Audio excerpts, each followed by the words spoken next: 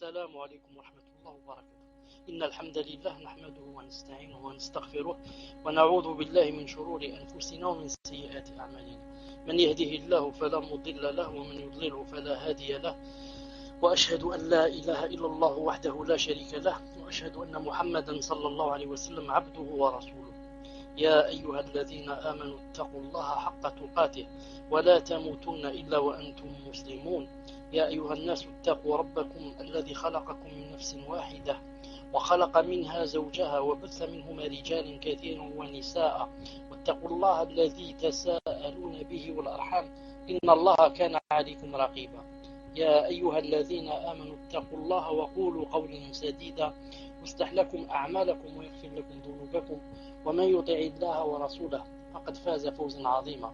ألا إن أصدق الكلام كلام الله، وخير الهدي هدي محمد صلى الله عليه وسلم، وشر الأمور محدثاتها، وكل محدثة بدعة، وكل بدعة ضلالة، وكل ضلالة في النار. أما بعد، حياكم الله وبياكم ومرحبا بكم en cette soirée du mercredi 28 Dhul Qa'da 1429 de l'Hégire, ce qui concorde avec le 26 novembre 2008 d'après le calendrier chrétien. Nous sommes, Inch'Allah Ta'ala, avec notre livre La personnalité de la musulmane au 44e cours. Et nous sommes aussi au chapitre numéro 44, dont le titre est, vous l'écrivez Inch'Allah Ta'ala, elle opte pour le travail qui corresponde à sa féminité. Elle opte pour le travail qui corresponde à sa féminité. En même temps, vous me dites, elle opte pour le travail qui corresponde à sa féminité. Est-ce que le itchater, est-ce qu'il marche? Chez moi, il ne fonctionne pas. Est-ce qu'il fonctionne chez vous? Alhamdulillah. Donc, c'est la même chose. Alhamdulillah. Taïb. Donc, Inch'Allah Ta'ala, j'ai décidé, Inch'Allah Ta'ala, la prochaine fois, Inch'Allah Ta'ala, c'est-à-dire, ce n'est pas samedi, comme aujourd'hui, mercredi, des fois, on va faire la personnalité de la musulmane, et c'est-à-dire une fois sur 15 jours. Il reste à peu près 10 cours pour terminer ce livre, la personnalité de la musulmane. Mais pour changer un peu d'ambiance, on fera une fois sur 15 la personnalité de la musulmane, et l'autre fois, on fera Riyad al-Salihin. On fera Riyad al-Salihin, un livre merveilleux du grand savant Nawawi rahimahullah, expliqué par Cheikh Ibn Uthaymin rahimahullah. Surtout que je viens de voir dans le site qu'il n'y a que 3 durus. C'est-à-dire on a commencé le livre, on n'en a fait que 3 cours. Et il y a au moins 200 ou 300 cours à faire. Donc, Inch'Allah Ta'ala, on va commencer la prochaine fois, une fois sur 15, Riyad Salihin, une fois sur 15, la personnalité de la musulmane. Bismillahirrahmanirrahim. Il dit, l'islam a épargné à la femme musulmane de travailler pour subvenir à ses besoins. Alhamdulillah, l'islam a épargné à la femme musulmane de travailler pour subvenir à ses besoins. En faisant quoi? Il l'a épargné en chargeant son père, son frère, son époux ou bien l'un de ses proches parents d'assumer cette responsabilité. Par conséquent, la musulmane en islam n'éprouve le besoin de travailler en dehors de son foyer qu'en cas de nécessité extrême, c'est-à-dire quand elle n'a personne pour subvenir à ses besoins, ou bien quand la société a besoin de ses compétences pour occuper une fonction qui corresponde à sa féminité et qui ne porte atteinte ni à sa dignité ni à ses valeurs morales. Donc, alhamdoulilah, l'islam a épargné la femme du travail. Il a chargé qui? Il a chargé son père, son frère, son époux, à qu'il soit lui le responsable et pas elle. Mais quand elle est dans la nécessité de travailler, ou bien quand la société a vraiment besoin de ses compétences, on lui fait appel dans un cadre qui lui correspond et qui est adéquat aussi avec sa féminité. Conformément à l'islam, la femme est le pilier principal du foyer est l'âme de ménage. Et l'âme du ménage. Sa disponibilité contribue de manière déterminante à instaurer l'organisation, l'harmonie, la quiétude et le bonheur au sein de la famille. Il a donc, c'est-à-dire l'islam, il a donc chargé l'homme de pourvoir aux besoins de son foyer pour que la femme se consacre pleinement à ses responsabilités d'épouse et de mère de famille. Telle est la conception de l'islam concernant le rôle de la femme dans la vie familiale.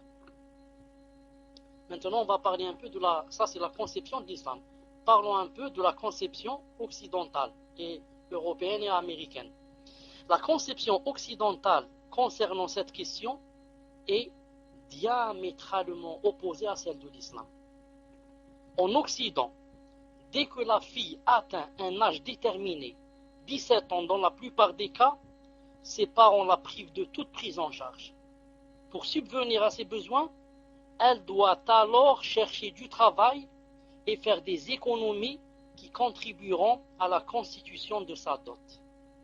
Après son mariage, elle doit continuer à travailler afin de participer aux charges relatives au foyer et aux enfants.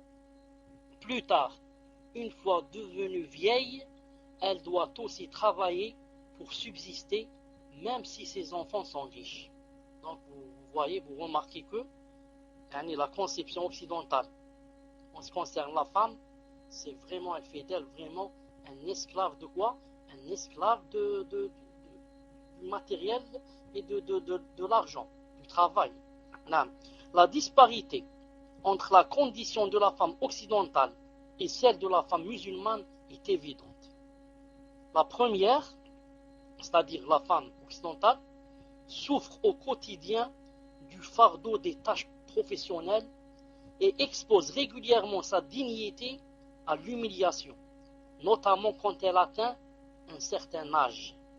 La seconde, musulmane, jouit par contre d'une protection qui lui assure un vécu noble et lui préserve l'intégralité de sa dignité. Alhamdulillah, alhamdulillah. Depuis la fin du 19e siècle, je répète, depuis la fin du 19e siècle, les intellectuels occidentaux ne cessent de récriminer la condition de la femme au sein de leur société et ne cessent de mettre en garde leurs compatriotes contre un effondrement total de la civilisation occidentale si cela continue. Dans son ouvrage Al-Mar'a bayn al-fiqh wal-qanoun, la femme entre la jurisprudence musulmane et la loi, et le qanoun des kuffars bien sûr, l'illustre prédicateur musulman Mustafa As-Sibai cite un bon nombre de leurs réflexions des Occidentaux à ce sujet. En voici quelques extraits. Le philosophe et économiste français Jules Simon dit, voilà ce qu'il a dit: les femmes occupent maintenant les fonctions de tisseuses, de dactylographes, etc. Et le gouvernement les emploie dans ses usines. Cela leur a certes permis de gagner quelques sous, mais en contrepartie, elles ont contribué de façon déterminante à l'effondrement de leur foyer. Naam, elles ont gagné quelques sous contre l'effondrement du foyer. Naam, et pas d'éducation des enfants. Certes, l'homme a bénéficié des revenus acquis par sa femme, mais il faut souligner que d'autre part, ses propres revenus ont diminué à cause de la présence concurrentielle des femmes dans le domaine du travail. Il termine, c'est lui toujours qui parle, Jules Simon. Il dit: il y a des femmes qui jouissent d'emplois plus importants que ceux déjà cités. Elles sont chargées de la comptabilité ou de la vente dans les magasins, comme elles sont employées dans l'enseignement, la poste et les télécommunications, la Banque de France, les chemins de fer, etc. Mais hélas, ces professions les ont complètement éloignées de leurs responsabilités familiales. Page 116. Vous écrivez un de temps en temps pour savoir que vous m'entendez. Il continue. La femme doit conserver sa féminité. Seule cette qualité lui permet de trouver son bonheur et de communiquer aux autres, avec les autres. Réformons donc la condition de la femme sans pour autant réformer sa nature. Gardons-nous de la transformer en homme, car ainsi elle perdra beaucoup de ses atouts et, par conséquent, nous perdrons tout. Tout ce que la nature a produit est fait à la perfection. Tâchons donc de l'analyser et de l'améliorer en bien, et évitons tout ce qui est incompatible avec ses lois et ses modèles. Page 178. Ensuite, l'écrivain Annie R. dit, Annie c'est une femme, l'écrivain Annie R. dit que nos filles soient des femmes de ménage ou travaillent comme femmes de ménage dans leur foyer, cela est plus décent et moins fatigant que de travailler dans des usines qui les infectent et effacent à jamais leur féminité. Si seulement notre pays ressemblait au pays musulman, où la pudeur, la chasteté et la pureté sont de vigueur. Dans ces pays, même les domestiques mènent une vie heureuse et convenable. Ils sont traités comme on traite ses propres enfants, et leur honneur est préservé de tout préjudice. Oui, quelle honte pour les Anglais qui ont fait de leurs filles un modèle de dépravation en les mêlant aux hommes. C'est une femme qui dit ça, ça doit être une Anglaise. Pourquoi n'œuvre-t-on pas à procurer à la jeune fille un travail qui corresponde à sa nature? Pourquoi n'œuvre-t-on pas à préserver sa dignité en lui permettant de s'occuper de son ménage et en laissant le travail des hommes aux hommes? Page 119. La femme occidentale aspire jalousement au statut de la femme musulmane. Comme nous l'avons mentionné plus haut, elle souhaite jouir, ne serait-ce que partiellement, des droits dont jouit la musulmane, notamment en ce qui est relatif à la stabilité et à la dignité. Après avoir pris connaissance des droits accordés par l'islam à la femme, notamment le fait qu'il est dispensé des charges familiales, elle ne travaille pas, pour qu'elle puisse se consacrer à sa mission d'épouse et de mère de famille, une jeune Italienne, étudiante en droit à l'université d'Oxford a dit, qu'est-ce qu'elle a dit? J'envie la femme musulmane au point de me dire, si seulement j'étais née dans votre pays. Page 181. Qu'est-ce qu'elle a dit l'italienne? J'envie la femme musulmane, j'envie la femme musulmane, au point de me dire, si seulement j'étais né dans votre pays. Même les leaders des mouvements féministes arabes, notamment les justes parmi elles, ont assimilé cette vérité. Ainsi, en commentant les propos de Shafiq Jabri dans son livre Ardu Sihr sur la détresse de la femme américaine, Selma al-Haffar al-Khuzbouri, cette femme qui a visité à maintes reprises l'Europe et les États-Unis, dit dans une interview accordée au quotidien syrien Al-Ayyam, édition du 3-9-1962. Édition du 3-9-1962. Qu'est-ce qu'elle a dit? Elle a dit, notre écrivain et globetrotter remarque que, par exemple, que les Américains orientent leurs enfants dès leur jeune âge vers les jeux qui leur inculquent l'attachement à la machine et à l'héroïsme. Il remarque aussi que les femmes exercent des fonctions qui relevaient du domaine de l'homme, en travaillant par exemple dans les usines d'automobiles ou en s'occupant du nettoyage des rues. En raison de ces phénomènes, il exprime sa tristesse de voir la femme sacrifier sa jeunesse, voire sa vie dans des tâches qui ne sont pas compatibles avec sa féminité et sa nature. Ces remarques du professeur, c'est elle qui dit, ces remarques du professeur Jabri m'ont ravi, car j'ai visité en personne les États-Unis il y a 5 ans, et mon voyage m'a permis de parvenir aux mêmes conclusions. le courant égalitariste, le courant qui dit que la femme est égale à l'homme, aveugle dans ce pays, a arraché à la femme sa féminité. Ce qui suscite en moi beaucoup de peine. La lutte qu'elle mène pour gagner sa vie l'a guidée vers la détresse. Paradoxalement, elle a perdu sa liberté, cette liberté absolue pour laquelle elle s'est longtemps battue afin de l'acquérir. Elle est désormais l'esclave de la machine et du temps, et il lui est difficile de faire marche arrière. Il est vraiment regrettable que la femme ait perdu l'atout le plus noble et le plus cher dont elle a été dotée, sa féminité, et à vrai dire son bonheur. Le rythme soutenu et infernal du travail quotidien l'a privée de goûter aux délices de ce petit paradis sur terre. C'est quoi? Qui est le foyer familial, ce refuge naturel pour la femme comme pour l'homme.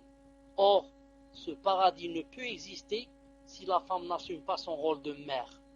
C'est au sein du foyer familial que réside le bonheur des individus et de la société, car il représente une source d'inspiration, de bien-être et de créativité. Impliquer donc la femme dans le monde du travail et faire d'elle la rivale de l'homme dans ce domaine, sans besoin réel ni nécessité dictée par l'intérêt général, cela constitue une véritable perdition. Les peuples en phase de décadence s'y sont exercés et ils en subissent encore les conséquences néfastes. La musulmane imprégnée des orientations du Coran et de la Sunna du prophète sallallahu alayhi wa sallam n'accepte jamais de se laisser acculer à une telle situation infernale, l'enfer. Elle refuse, la vraie musulmane, elle refuse qu'on fasse d'elle une marchandise à bon marché, offerte en objet exploitable à la rapacité des capitalistes. Elle refuse aussi, la femme, la vraie, la musulmane, elle refuse aussi qu'on la transforme en une marionnette attirante pour divertir des hommes sots et insolents. On fait d'elle une marionnette attirante. Pour qu'elle attire quoi? Pour qu'elle divertisse et qu'elle plaise, qu'elle divertisse les hommes sots et insolents. Elle refuse enfin le pseudo-progressisme qui l'incite à sortir dévoilée et fardée de maquillage pour travailler côte à côte avec l'homme. Dévoilée et fardée de maquillage pour travailler côte à côte avec l'homme. En adoptant cette position sage et réfléchie, elle rend un énorme service à sa société, car elle aura mis un terme à cette insoutenable farce dont les conséquences sont la dépravation morale et l'effondrement du foyer familial. Il est à souligner que, d'un point de vue purement économique, les méfaits du travail de la femme dépassent ses bienfaits. Malgré cela, les ultra-féministes persistent à inciter la femme à quitter son foyer pour aller travailler. Lors du congrès organisé par l'Union des femmes coréennes,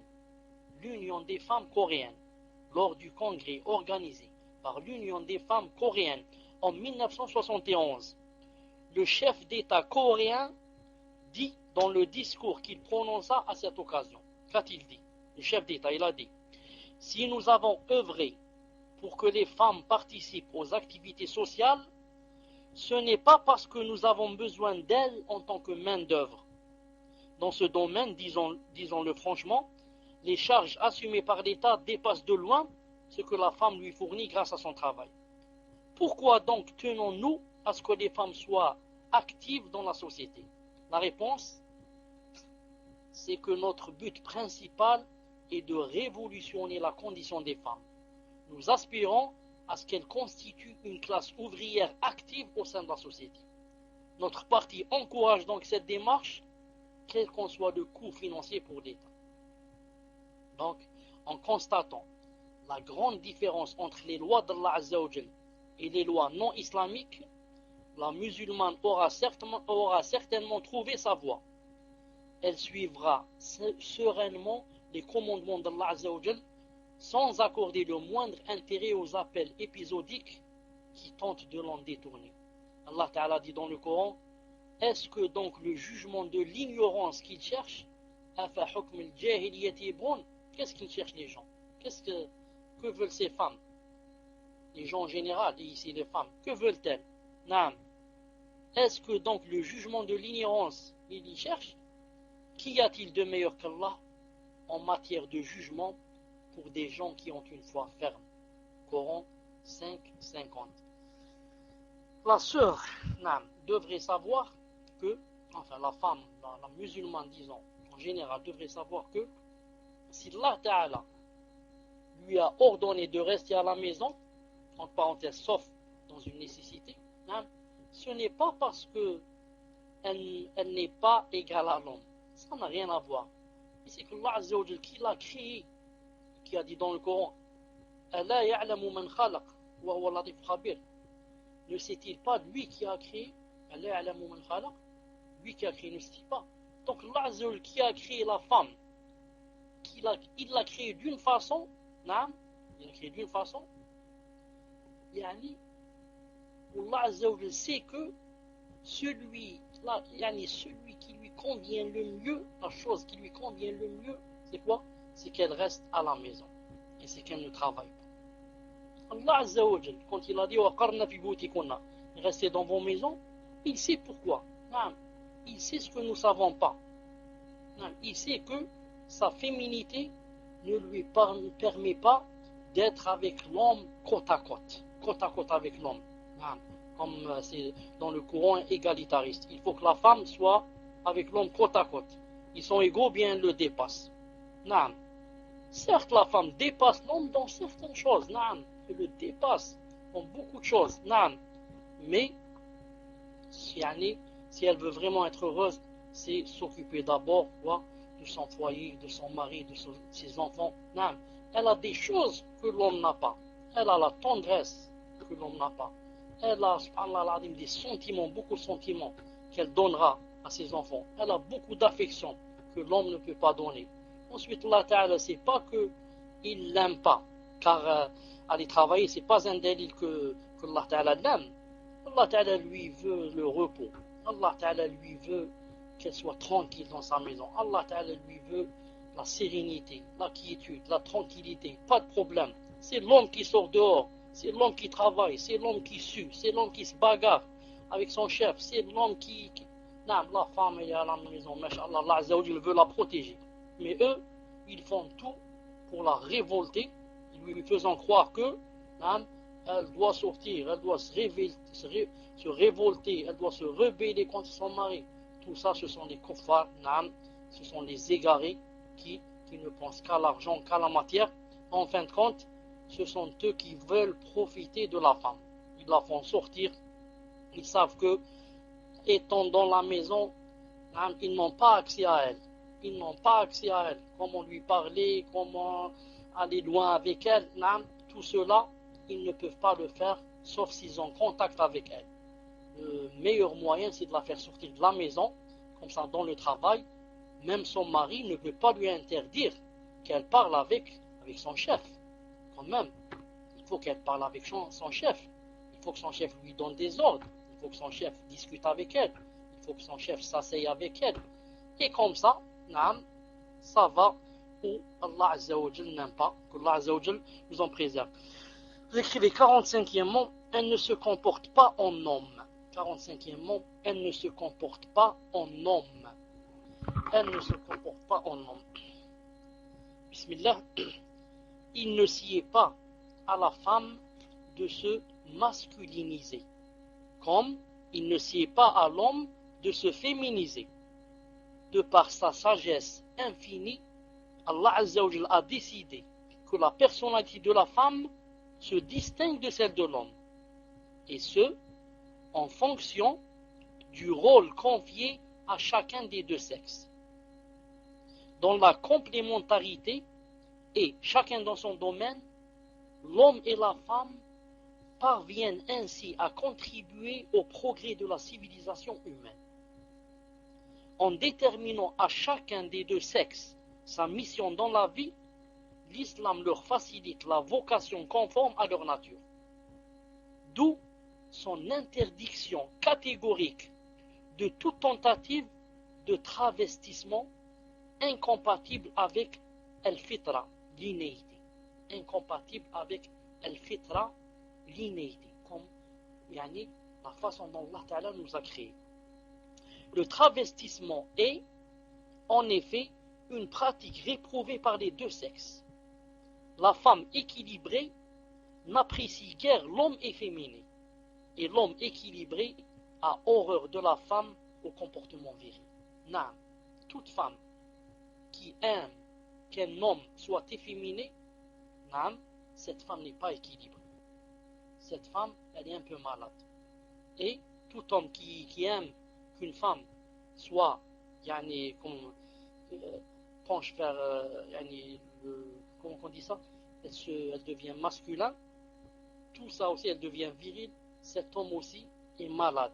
Non, cet homme aussi est malade. C'est conformément à cette innéité, elle fitra, de l'être humain que l'islam a interdit à la femme et à l'homme d'imiter l'autre en manière de comportement ou d'habit. Les textes relatifs à cette question sont explicites et catégoriques.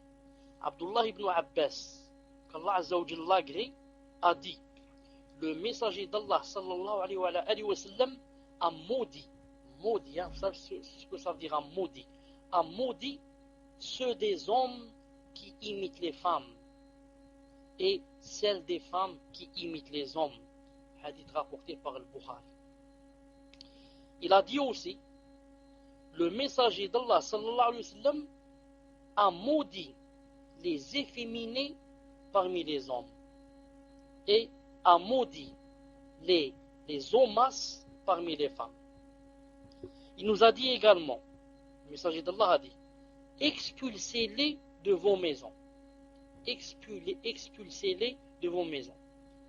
Il a expulsé un tel, un efféminé, et Omar a expulsé une telle, une omas.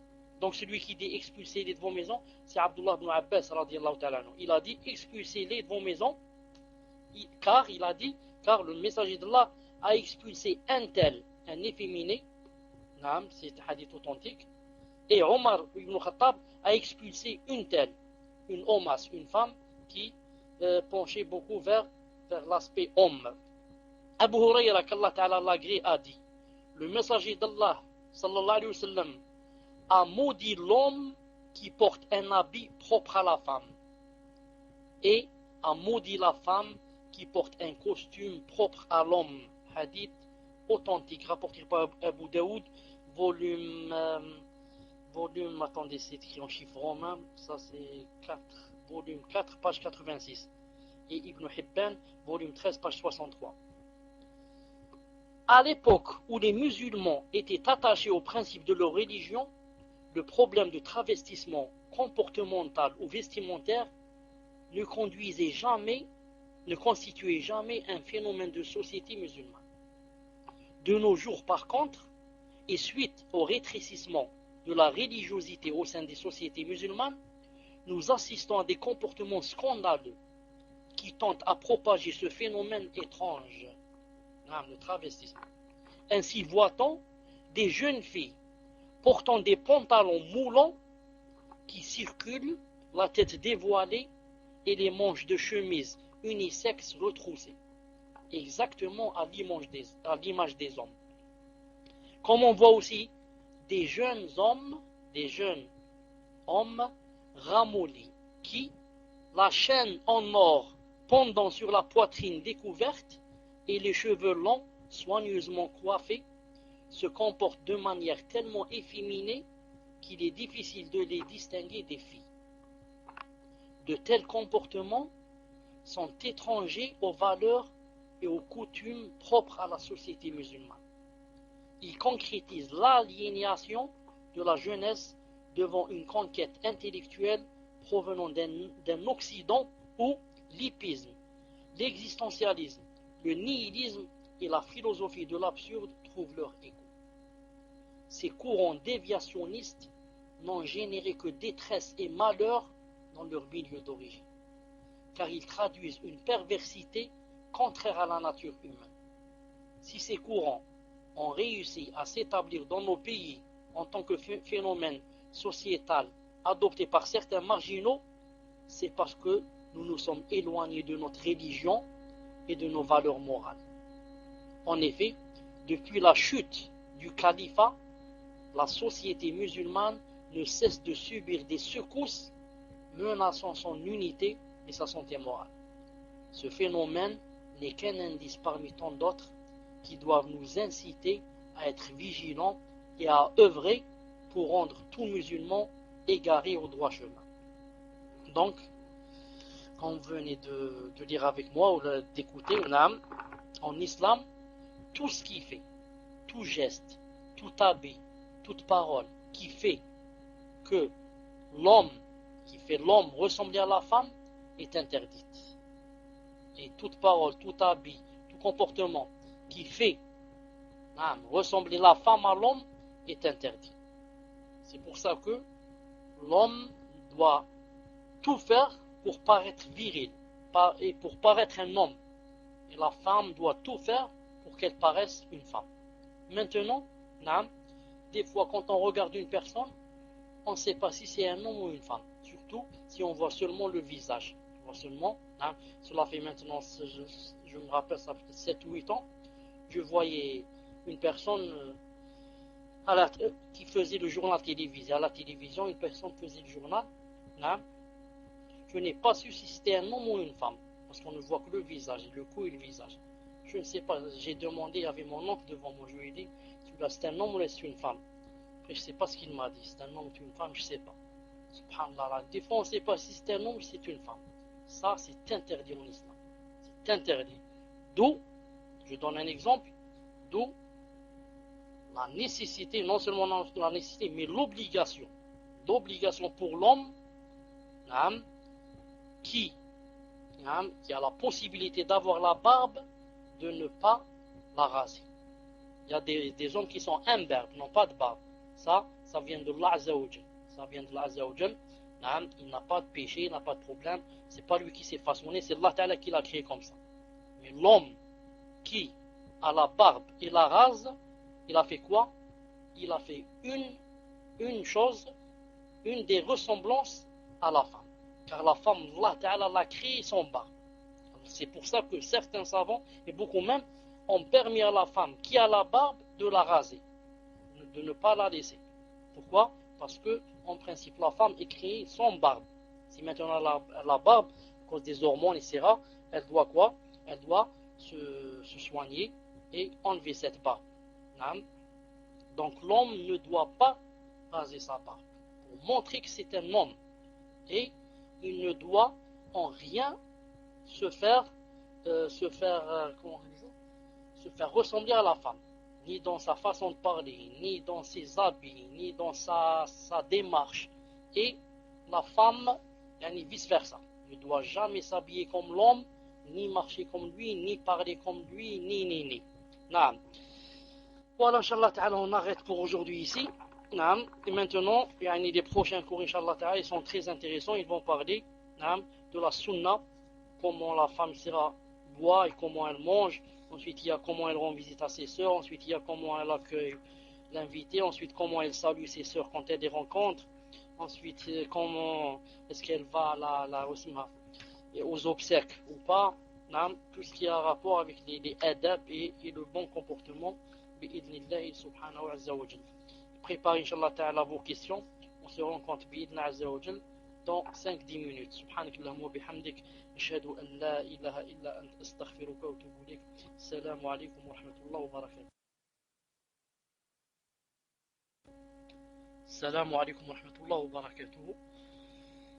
Taïb, en cette soirée du mercredi 28 Dhul Qa'da 1429, c'est-à-dire le 26 novembre 2008, on commence, Inch'Allah Ta'ala, des questions-réponses suite au cours de la personnalité musulmane, le 44e cours.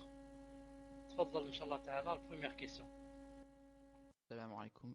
Salafi 51, vous pouvez poser votre question, Inch'Allah. leur aide vous a été retirée. Salam alaikum wa rahmatullah wa barakatuh, Cheikh. Un frère demande: dans un cours, vous avez dit que 2 hadiths ont été rapportés par le fait que les Sahaba radiyallahu anhum ont parlé pendant l'Éden. Hadith authentifié par Cheikh Al-Albani. Pouvez-vous me dire où je peux trouver les références des hadiths? Wa alaykum salam wa rahmatullah wa barakatuh. Naam, maintenant il faut dire que je me rappelle pas très bien où j'ai lu cela. Et je l'ai lu aussi, ça fait pas très longtemps. Où Cheikh Al-Albani dit, il dit comme ça, il dit: on m'a demandé plusieurs fois sur quoi vous vous basez pour dire que le fait de suivre avec l'adhan n'est pas obligatoire. Il a dit, il a cité cela, il a cité que les Sahaba parlaient entre eux pendant l'adhan. Naam. Mais maintenant il faut dire que j'ai oublié aussi. Mais il est possible que vous le trouviez aussi dans le livre de Cheikh Ibn Uthaymin qui s'appelle Sharh al-Mumti', parce que lui aussi il est d'avis que suivre le mu'adhan n'est pas obligatoire, et je crois qu'il a cité aussi à cause des Sahaba qui parlaient.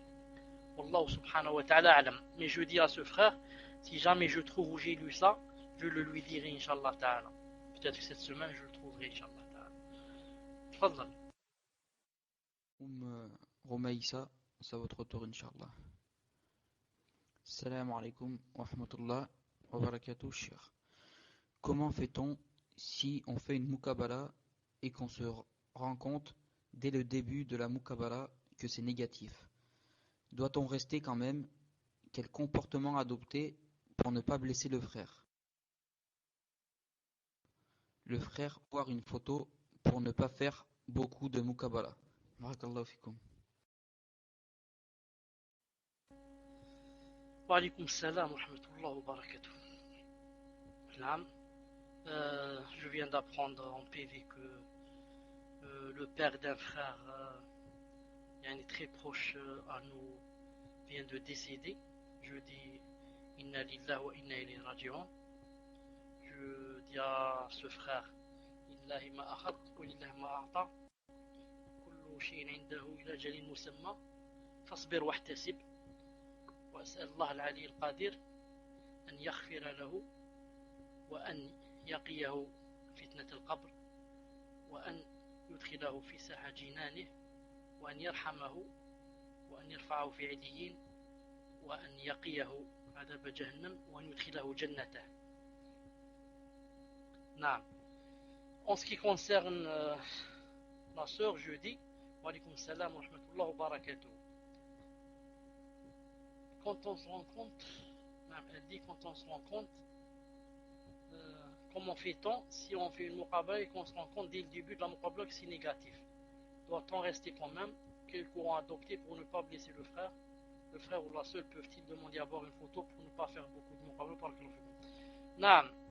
Si dès le début on sent que ce n'est pas vraiment, c'est vraiment pas la personne qu'on voulait, naam. Si maintenant le frère ou là n'est pas encore venu, on annule avant qu'il ne vienne. On annule avant qu'il ne vienne. C'est mieux pour ne pas blesser les gens. Naam. Et maintenant, si jamais il est venu, on est rentré et on a vu que c'est pas celui qu'on cherchait, naam, on ne rend pas la réponse comme ça tout de suite. On attend un peu et naam, on dit que voilà, surtout si on a fait la salat istikhara, on dit on a fait salat istikhara et ça ne rentre pas dans le maktoub. Ça ne rentre pas dans le maktoub. Voilà, ça veut dire que pour qu'il aille, Inch'Allah Ta'ala, chercher ailleurs. Donc on fait tout notre possible pour ne pas se blesser l'un l'autre. Pour ne pas se blesser l'un l'autre, ça rentre dans le comportement du musulman. Le messager d'Allah sallallahu alayhi wa sallam faisait tout son possible pour ne pas blesser les gens. Et ça rentre aussi dans le bon comportement de l'islam. Maintenant, en ce qui concerne la photo, je ne conseille pas la photo parce que la photo peut tomber dans des gens qui ne craignent pas Allah Azza wa Jal et prendre une copie de cette photo, ensuite faire du chantage, ensuite la mettre sur internet, ensuite vous savez maintenant tout est comment dirais-je, tout est facile et c'est tellement sophistiqué que on peut enlever une photo d'une femme avec le khimar, on peut lui enlever le khimar dans la photo. On peut ensuite dire voilà, celle-là se dévoile dans la rue, etc. Il faut éviter les photos au maximum. Maintenant, quand c'est la sœur du frère par exemple, et qu'elle veut montrer une photo qu'elle a dans sa main, elle la donne à la sœur, elle lui dit voilà par exemple le frère qui voudrait se présenter, elle la lui montre, elle peut la voir, et elle la lui rend sur place, et vice versa. Mais il a donné une photo comme ça pour qu'elle la prenne avec elle, ou pour que lui, il la prenne avec lui, je ne conseille pas Billah. Doit-on continuer à parler avec lui pendant la muqabala? Il est venu pour la muqabala, on fait le nécessaire, même si on parle, il est permis ce jour-là parce qu'il est venu pour la muqabala. Ensuite, sait-on jamais, peut-être que quelqu'un, à force, on va l'entendre dire une chose, peut-être que cette chose va tout changer. Peut-être qu'il va dire une chose, peut-être que cette chose va tout changer. Si on veut, on reste pour ne pas blesser, on reste. Mais, comme a dit Cheikh Ibn Uthaymin, il a dit que ce n'était pas obligé pour la femme de parler. Pire encore, il a dit dans la muqabala, la femme ne parle pas. Mais, alhamdoulilah, il y a d'autres avis, comme Cheikh Al-Albani et les autres, qui disent qu'elle parle. Donc, si maintenant elle a pris la décision que ce n'est pas lui, alors qu'elle rétrécisse de cette muqabala, elle fait seulement le nécessaire et elle termine Inch'Allah la muqabala sans blesser les gens. Maintenant si elle reste, ce n'est pas grave Inch'Allah. Tfadla Inch'Allah le prochain. Safia, c'est à votre tour Inch'Allah. On va passer à la question suivante, puisque Safia n'est pas prête. On passe à Tafaddala, si tu peux poser ta question. Salam alaikum wa rahmatullahi wa barakatuh. Les awatib doivent être faites entre l'Éden et l'Ikama, ou bien avant l'Éden. Avez-vous pu regarder Kitab Tawhid, chapitre 49, et quand commencent les cours de langue arabe, Inch'Allah. Barakallahu fikum. Wa alaykum salam wa rahmatullahi wa barakatuh. D'abord, je commence à dire à Safia, subhanallah, je lui ai enlevé le point rouge, j'enlève le point rouge à Safia. Comme ça, si elle a la question à poser, elle la pose. Ensuite, je dis au frère qui a demandé où se trouvent les hadiths qui parlent des sahaba qui parlaient pendant l'adhan. Et il y a le frère ici, Abu Marwan, qui dit que vous pouvez les trouver dans Boulough al-Maram. Vous pouvez les trouver dans le livre Boulough al-Maram. Moi j'ajoute, vous pouvez voir le livre la salat du prophète de Cheikh Al-Albani. Je crois qu'il est là-bas, parce que là-bas il parle aussi de l'adhan. Sinon, vous pouvez voir Tamam al-Minna de Cheikh Al-Albani rahimahullah. Là-bas, c'est sûr que ça se trouve Inch'Allah ta'ala. Sinon, pour en finir, vous verrez Irwa al-Ghalil de Cheikh Al-Albani. Si vous ne trouvez pas dans ces trois livres, il n'y a pas donc ces hadiths. Ensuite, il y avait autre chose à dire aussi. Ensuite, le frère Mohamed bin Idriss qui a dit quand est-ce qu'on fait les rawatib entre l'adhan et l'iqama ou bien avant l'adhan. Les rawatib commencent, Inch'Allah ta'ala, elles commencent après la rentrée de la salat.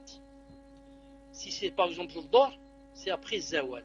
Quand Zawal commence, on peut faire, Inch'Allah ta'ala, les rawatib. C'est après que le moment de la salat rentre. Ce n'est pas spécialement le adhan.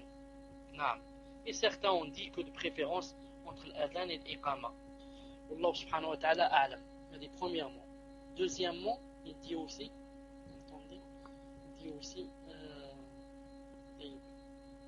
je cherche la question. Avez-vous regardé le kitab Tawhid chapitre 49 et quand commence les cours de langue arabe? En ce qui concerne le Kitab Tawhid, naam, je l'ai vu, où il a dit que c'était un shirk dans Westmouth, dans la désobéissance et pas dans l'adoration. Naam. Il faut dire que, comme je l'ai dit la fois passée, moi je ne suis pas cet avis. Moi je suis l'autre avis qui se trouve aussi chez Imam Sa'di et chez Ibn Kathir et chez Shanqiti aussi. Que Allah Ta'ala ne parle plus de Adam et de Hawa, mais qu'il parle des enfants qui vont venir.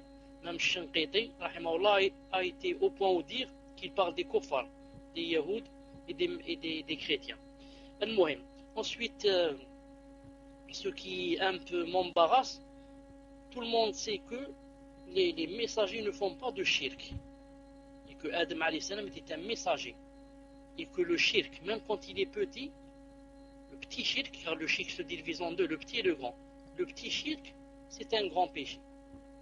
Le petit shirk, c'est un grand péché chez Allah subhanahu wa ta'ala. Tout le monde sait que les messagers ne font pas de grands péchés, mais font seulement les petits péchés. Même un shirk dans la désobéissance, c'est toujours un shirk. C'est pour ça que j'adhère pas, Inch'Allah Ta'ala, à l'avis qui dit qu'ils ont fait du shirk. Non, mais je dis que ce sont les enfants, c'est-à-dire nous, qui font le shirk. C'est nous qui faisons le shirk. Mais celui qui a choisi l'autre avis, Inch'Allah Ta'ala, il est valable. Ce sont de grands savants qui ont dit cet avis. Enfin, en ce qui concerne les cours d'arabe, je suis, Inch'Allah Ta'ala, en train de me soigner et il ne me reste que quelques jours, Inch'Allah Ta'ala, pour commencer. Et c'est pour ça que j'ai l'intention de commencer, Inch'Allah Ta'ala, dans la première semaine qui va suivre, Inch'Allah Ta'ala. Naam, barakallahu fikum. Tfaddal, Cheikh. C'est à votre tour, Inch'Allah. Le raid vous a été retiré, Minhaj al-Haq. Vous pouvez poser votre question, Inch'Allah.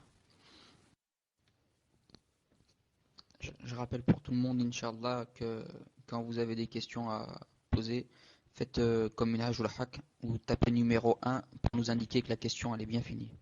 Je lis la question, Inch'Allah. Assalamu alaikum wa rahmatullahi wa barakatuh, ya Cheikh. Ahsan Allah alaikum, la question d'une sœur. Une sœur algérienne vit en France. Son père est décédé, ses frères sont en Algérie. La seule famille qu'elle a en France est sa sœur et son beau-frère. Elle de refaire une rencontre pour un mariage. Elle souhaite rencontrer un frère pour le mariage, Inch'Allah. Le frère est salafi, originaire d'Afrique noire et qui a un handicap physique. Doit-elle au préalable avertir sa famille de cette rencontre?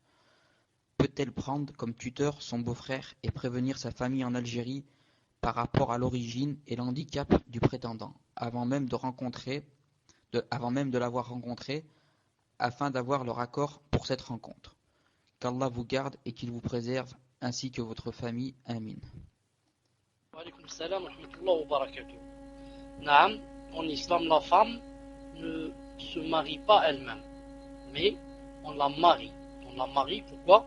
Parce qu'elle a un tuteur, naam, qui lui donne son avis, qui lui choisit, qui l'aide, etc. C'est pour ça que le plus juste ici serait de contacter ses frères, parce qu'elle a des frères, ou du moins de contacter le plus âgé, ou alors celui qui est le plus religieux. Et comme ça. Maintenant, les contacts, c'est très très facile. Juste quelques minutes, elle l'a contacté au téléphone. Est-ce que vous connaissez quelqu'un qui n'a pas un portable?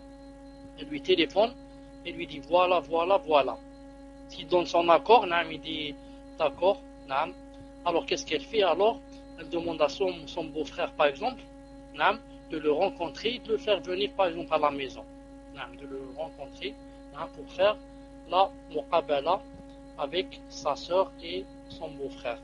Inch'Allah Ta'ala. Wallah Azza wa Jal a'lam. Tfaddal Inch'Allah le prochain. Salam alaikum wa rahmatullah wa barakatuh. Barakallahu fik pour tout ce que vous nous apportez. Un musulman qui ne fait aucun effort dans sa religion, entre parenthèses, pas de prière, etc., qui se comporte comme les mécréants, qui a les mêmes pensées qu'eux, ou une personne qui s'est convertie, mais qui continue à se comporter comme les mécréants. Fait-elle partie des hypocrites? Wa alaykum salam wa rahmatullah wa barakatuh. Et pour Minhaj al-Haq, alayki wa alayhi salam. Naam, alayki wa alayhi salam. Et il faut qu'elle dise ses origines. Car les frères vont dire après, on ne savait pas. Pourquoi tu ne nous as pas dit ça? Si on savait qu'il était, par exemple, de telle couleur, on n'aurait pas accepté. Non, s'ils sont des juhal ou des ignorants. Ils peuvent dire ça. Ils lui faire la guerre à jamais. C'est pour ça qu'elle dit dès maintenant, voilà de quelle origine il est, etc. Et qu'Allah Azza wa Jalla l'aide. Non. En ce qui concerne le frère, celui-là, est-il hypocrite ou pas? Il faudrait savoir que l'hypocrisie se divise en deux. Et l'hypocrisie, la grande, c'est montrer qu'on est musulman alors que dans le cœur on ne l'est pas. Et il n'y a pas plus grave péché après le shirk que cette hypocrisie. Et il y a l'autre hypocrisie, la petite. Et cette petite, peut-être il n'y a pas un de nous qui n'a pas un défaut de cette hypocrisie. Comme par exemple donner des rendez-vous, manquer des rendez-vous, ne pas tenir des promesses, quand on parle, mentir, et comme ça. Tout ça, ça rentre dans la petite hypocrisie qui ne rend pas la personne kafir. Je dis donc à cette personne, il me semble Allah subhanahu wa ta'ala, tant que cette personne s'est reconvertie d'elle-même et qu'elle a choisi d'adhérer à l'islam, c'est déjà un grand geste. Sinon elle aurait pu rester dans le coffre. Mais seulement cette personne est faible, et elle ne fait aucun effort, parce que je suis sûr que son milieu aussi, cette personne ne fréquente pas, par exemple, les frères, n'écoute pas les douros, ne lit pas les livres, ne s'intéresse pas aux savants. Celui qui choisit ce chemin-là, il va rester toujours faible, jusqu'à ce qu'il meure comme ça, faible et plein de péchés. Et celui qui veut avancer, celui qui veut adorer Allah, celui qui veut comprendre, celui qui veut le paradis, Allah Ta'ala lui ouvre les portes et l'aide. Et s'il fait un pas, Allah Ta'ala fait, comme dans le hadith Qudsi, tu viens d'un empan, Allah Ta'ala dit je viens d'un grand pas, d'un empan. Donc cela revient à la personne. Et une personne comme celle-là, si on peut on l'aide, pour lui enlever la poussière qu'elle a sur les yeux et le cœur qui est scellé. On l'aide, on lui fait écouter des doros, on l'invite à la mosquée, on l'invite à des assises et comme ça, jusqu'à ce que sa foi grandisse, car on ne veut perdre personne qui rentre à l'islam. Fadlan, Inch'Allah, prochain.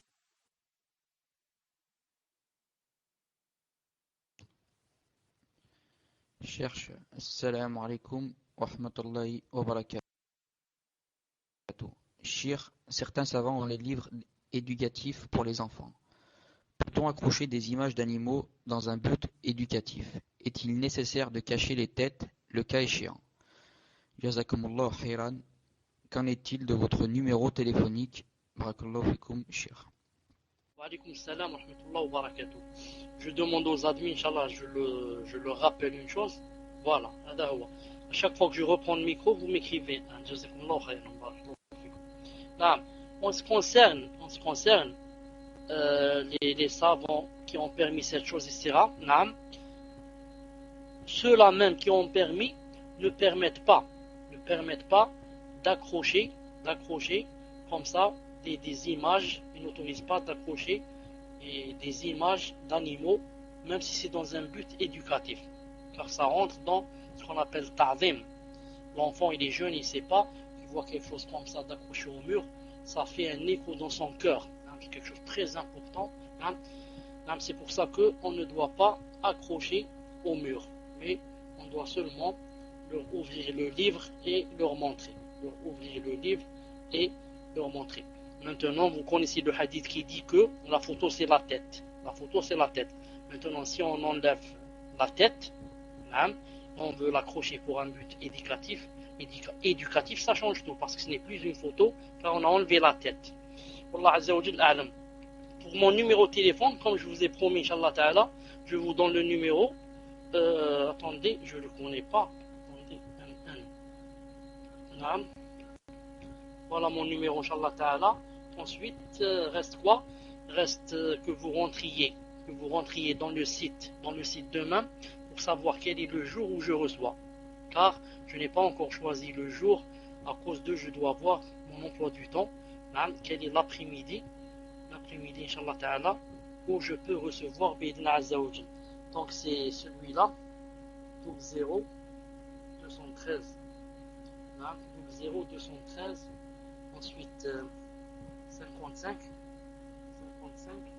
70. Si vous voulez, vous écrivez 55 70 71. 55 70 71 398. 398.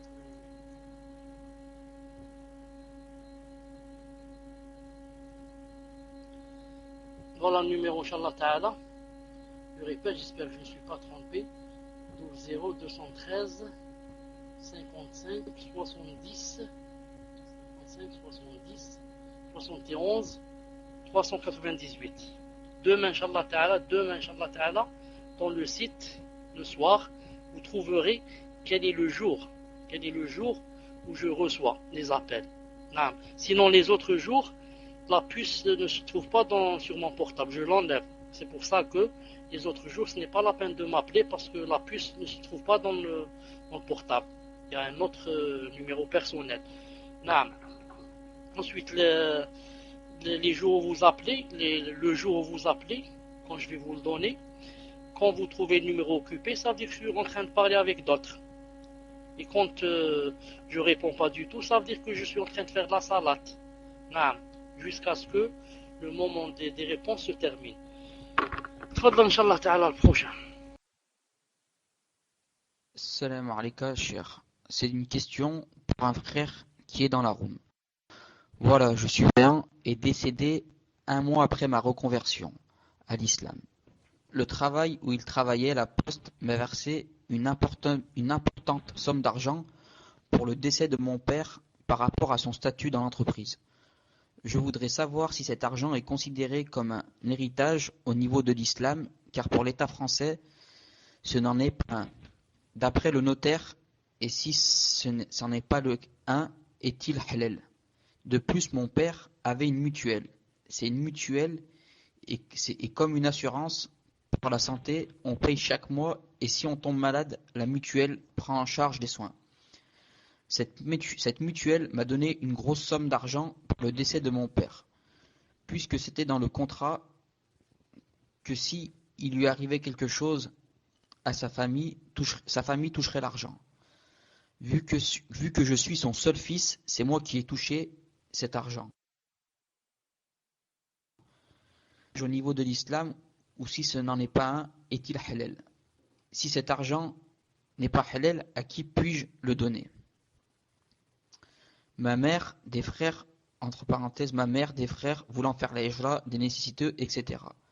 Désolé pour la longueur de ma question, mais c'est vraiment important pour moi. J'ai essayé de joindre Shir Ramadani, mais il est très difficile de l'avoir au téléphone. Barakallahu fikum, salam alaikum wa rahmatullah. Wa alaikum salam wa rahmatullah. Ta question, Inch'Allah Ta'ala, je divise en deux. La première, en ce qui concerne l'assurance. La deuxième, en ce qui concerne la mutuelle. Ou là, l'axe. Reprenez-moi si je me suis trompé. La première, il a reçu cet argent à cause de quoi? Rappelez-moi, à cause de quoi il a reçu cet argent. La deuxième, c'est la mutuelle. C'est comme une assurance ou quelque chose. Là, la mchi de la poste. À cause du décès. L'entreprise du père. Ça. L'argent qui vient de cette entreprise, qui a été donné au père, c'est comme une paye. C'est comme lorsqu'il était vivant, il recevait une paye. Maintenant, quand il est mort, on lui a donné une certaine somme à cause de son décès ou je ne sais pas quoi. De toute façon, ça vient de l'entreprise. Ça rentre dans quoi? Ça rentre dans l'héritage. Cet argent rentre dans l'héritage. Reste celui qui vient de l'assurance. Et la mutuelle, il a dit ici. Cet argent-là, je t'en donnerai la réponse la semaine prochaine, Inch'Allah Ta'ala. Je t'en donnerai la réponse la prochaine fois, Inch'Allah Ta'ala. Je repose la question C'est tout. Je repose la question pour dire, est-ce que tu as dit, là tu as écrit, est-ce que tu as dit que ils ont donné ça en contrepartie de l'assurance? Est-ce que tu as dit ça, que le père s'était assuré, etc. Et maintenant, puisqu'il est mort, il donne ça à la famille en contrepartie de l'assurance. Est-ce que c'est ça, Inch'Allah ta'ala? Abdelmalik, tu as entendu la précision qu'il te demandait, Shir, par rapport à ta question, à savoir si la mutuelle, c'était une assurance. Enfin, vous pouvez répéter la question, Shir? Donc, je répète le passage par rapport à la mutuelle. Mon père avait une mutuelle, c'est une mutuelle, et comme c'est une assurance pour la santé, on paye chaque mois, et si on tombe malade, la mutuelle prend en charge les soins. Cette mutuelle m'a donné une grosse somme d'argent pour le décès de mon père, puisque c'était dans le contrat que si lui, il tombait malade, il donnait une grosse somme.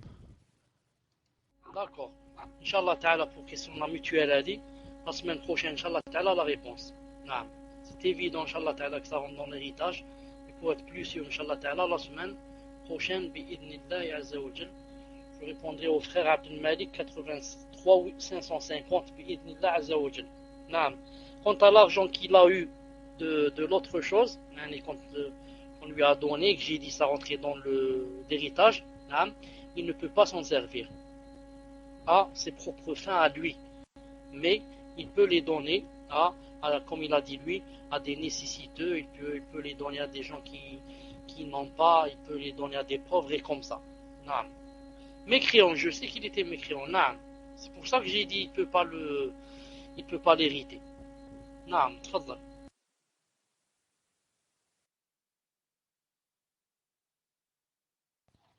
Barakallahu fikoum, je reçois trop de PV, je peux pas trop traiter à la fois. Le mieux, ce serait que vous les envoyez aux frères Da'wa Paltalk ou Uraba qui puissent vous répondre parce que je pourrais pas répondre aux PV et en même temps lire les questions. Ahi Mohamed 64, c'est à ton tour, Inch'Allah. Salam alaikum wa rahmatullah.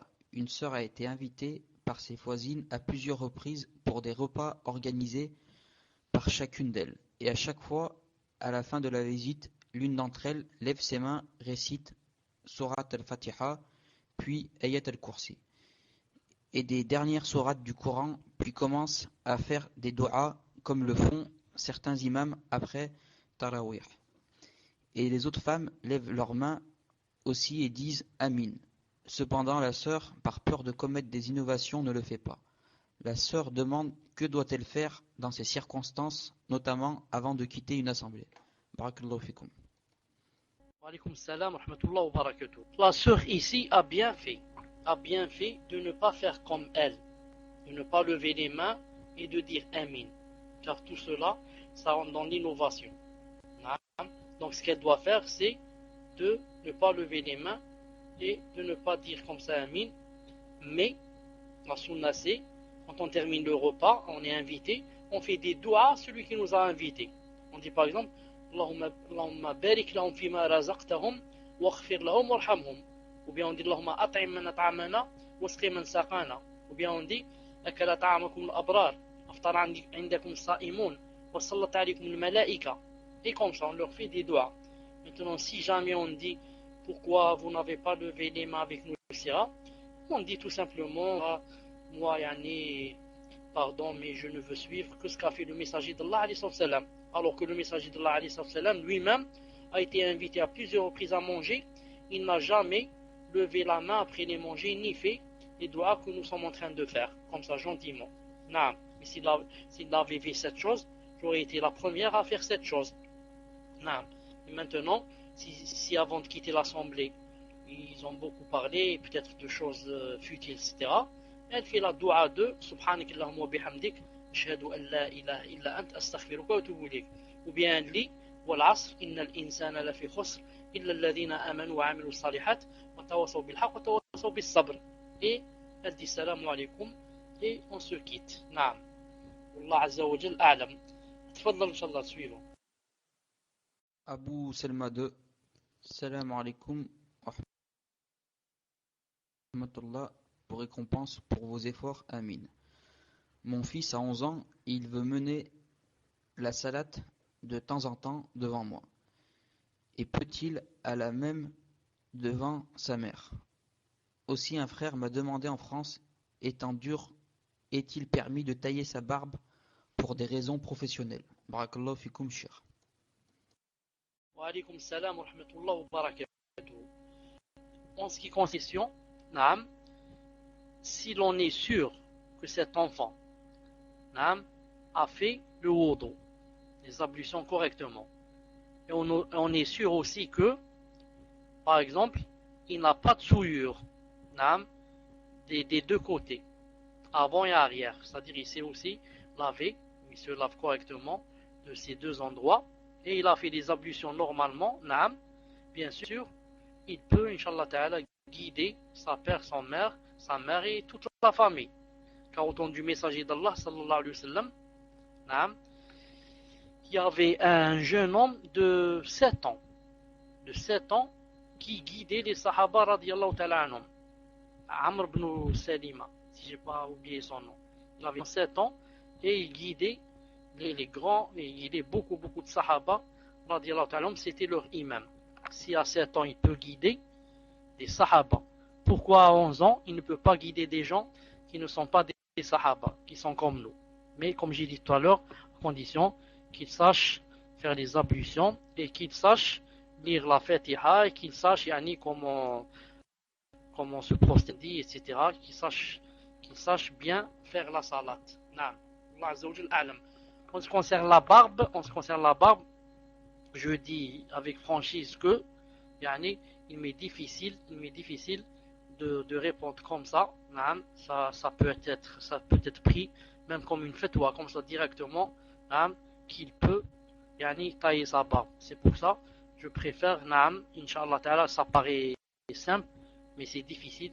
Je préfère qu'il demande ça à de grands savants, bi'idhnillahi azza wa jal. Naam. Tfaddal, prochain. Hichem, c'est à votre tour, Inch'Allah. Assalamu alaikum, shir. Qu'Allah vous préserve, amin. Un frère demande, est-il possible de venir étudier la langue arabe auprès de vous, shir? Sinon, connaissez-vous des personnes sur Oran capables d'enseigner la langue arabe? Wa alaykum salam wa rahmatullah wa barakatuh. Pour être franc, naam, ce n'est pas possible qu'ils viennent étudier l'arabe auprès de moi. Parce que moi, je suis très occupé, naam, et je ne peux pas promettre à quelqu'un une chose que je ne peux pas tenir. Je vais lui enseigner une fois, 2 fois. Ensuite, je vais lui dire à chaque fois, excuse-moi, il y a des gens, excuse-moi, je dois partir, excuse-moi, il y a ceci, il y a cela. Naam. Donc, Inch'Allah Ta'ala, je serai franc avec lui pour lui dire que ce n'est pas possible, vu mon emploi du temps. Quant à sur Oran, peut-être qu'il y en a, je ne sais pas. Contacte, Inch'Allah Ta'ala, notre frère Abu Salma, ou bien Abu Salama. Peut-être qu'il est même présent avec nous.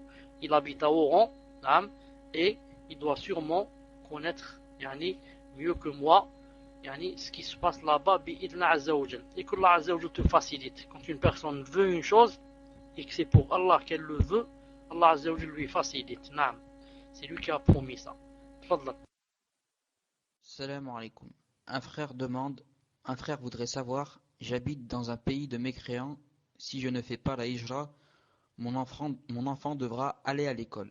Je voudrais savoir, à partir de quel âge devrait-il aller au Jumu'ah, la prière du vendredi, et devra-t-il rater l'école s'il n'a pas le choix autrement? Wa alaykum salam wa rahmatullah wa barakatuh. Donc la question, à partir de quel âge devra-t-il aller au Jumu'ah? Vous savez qu'en islam, à partir de 7 ans, on doit ordonner à l'enfant ce qui est la prière, pour qu'il commence à s'entraîner à l'apprendre. Mais on ne le fera pas si de temps en temps il ne la fait pas. Maintenant, quand il atteint 10 ans, s'il ne la fait pas, ou de la rate, etc., on commence à le frapper. Mais elle ne devient vraiment obligatoire qu'après la puberté. C'est-à-dire que si on pouvait, déjà l'enfant, à partir de 7 ans, on lui apprend comment qu'il ne rate jamais la Jumu'ah. Si on peut. Maintenant, si vraiment il y a plus de solution, au moins, qu'il ne la rate plus après qu'il soit devenu pubère. Parce que ça compte contre lui. Une fois pubère, ça compte contre lui et contre aussi ses parents s'il ne le pousse pas à aller à faire la salade. Maintenant, s'il y a entre l'école et la Jumu'ah, il ne doit pas rater la Jumu'ah. Même s'il rate l'école, il ne doit pas rater la Jumu'ah. C'est très important chez Allah subhanahu wa ta'ala. C'est pour ça que maintenant, s'il y a l'école et la Jumu'ah, il ne reste qu'un choix. C'est quoi? Qu'une solution. C'est quoi? C'est de vite quitter le pays. Ce pays qui est contre mon dîn, qui ne me laisse pas appliquer mon dîn, qui veut me faire entrer en enfer. Moi, je le quitte pour aller vivre dans un pays où il n'y a pas école le vendredi. Même s'il y a école où là, on les libère avant le vendredi. Et n'oubliez pas, pour ceux qui veulent faire la hijra, n'oubliez pas le hadith du messager d'Allah sallallahu alayhi wa sallam qui dit quoi? Entre autres, il dit la hijra annule les péchés. Il a dit l'islam yuhdim ma qablahu. Ensuite, il a dit la hijra, qu'est-ce qu'elle fait? Elle annule tous les péchés. Vous qui êtes là-bas, si vous faites la hijra vers un pays musulman, vous avez cet avantage que Allah Azza wa Jal annule tous les péchés que vous avez faits. Tous les péchés que vous avez faits dans le pays de Kuffar. Ceux qui ont bu l'alcool, ceux qui ont fait la fornication, tout ce que vous avez fait, Allah Azza wa Jal l'annule. Si vraiment quelqu'un fait la hijra pour Allah Azza wa Jal, pour son visage. Tfadla, Inch'Allah, le prochain. Othman, c'est à votre tour, Inch'Allah. J'ai sa question en PV, donc je vais la lire. Salam alaikum wa rahmatullahi wa barakatuh. Barakallahu fikoum, pour le temps que vous nous consacrez, pouvez-vous nous éclaircir la question sur le port du pantalon par la femme? Entre parenthèses, en dessous du djilbab, devant le mari ou devant les sœurs. Sachant qu'il s'agit de pantalons spécifiques à la femme, comme pantalon de pyjama ou autre, et sachant que l'intention n'est pas de ressembler aux hommes, mais plutôt de couvrir sa nudité et se protéger du froid, et aussi le hadith du prophète sallallahu alayhi wa sallam qui a vu une femme tomber devant lui et a dit qu'Allah bénisse les femmes qui mettent un pantalon. Est-il authentique? Wa alaykum salam wa rahmatullahi wa barakatuh. Le pantalon, c'est toujours et ça a été toujours un problème. Ça a été et ça restera toujours un problème. Même moi, il m'arrive de parler de ça avec certaines de mes filles. Je dis pourquoi tu mets un pantalon? Elle me dit c'est un pantalon de femme. Est-ce qu'un homme va mettre ce pantalon que je suis en train de mettre? Un pantalon spécifique pour femme qu'aucun homme n'accepterait de mettre. Quand je dis ça, ça veut dire à la maison, bien sûr, pas dans la rue et caché. C'est pas un pantalon qui, comme ça on voit tout son corps. C'est-à-dire un pantalon qui paraît du dessous. Revenons au pantalon. Le pantalon en fait, même chez la femme, il n'était pas connu. Subhanallah. Si vous remarquez, certains d'entre vous par exemple, qui ont les photos par exemple de nos aïeuls par exemple. Est-ce quelqu'un a la photo par exemple de son arrière-grand-mère qui portait un pantalon? Ce n'était pas connu le pantalon, ni chez les musulmans, les musulmanes, ni chez les mécréantes. Même les Américaines, les Françaises, les Anglaises, les Juives ne portaient pas le pantalon il y a 100 ans ou là 150 ans ou là. Non, ce n'était pas connu, subhanallah. Ensuite, voulant imiter l'homme en tout, elles ont décidé de mettre le pantalon. Voulant imiter l'homme en tout, elles ont mis le pantalon. Ensuite, petit à petit, au début, quand elles l'ont mise, même les hommes étaient contre. Même la plupart des femmes étaient contre. Là, celle-là, ce n'est plus une femme, c'est un homme. Ensuite, petit à petit, et nous sommes maintenant au point où peut-être que les femmes portent plus de pantalons que les hommes. Là, on s'est habitué. Là, c'est partout. Là, personne, même le cœur ne voit plus que c'est quelque chose de péché. Ou là, le cœur meurt à force de voir des choses comme ça. Allah al-Musta'an. C'est un peu comme ceux qui vivent avec les kofars. Tellement ils voient le haram que ça ne paraît plus, c'est un haram. Quelqu'un par exemple qui verrait par exemple un homme en train d'embrasser une femme devant la Mecque. Il va s'étonner, c'est pas possible. Non. Mais est-ce que quelqu'un qui voit une femme, quelqu'un embrasser une femme en France, est-ce que ça va l'étonner? Ça l'étonne par là, le cœur est mort. Ça lui dit rien, il passe, il dit c'est normal, c'est naturel.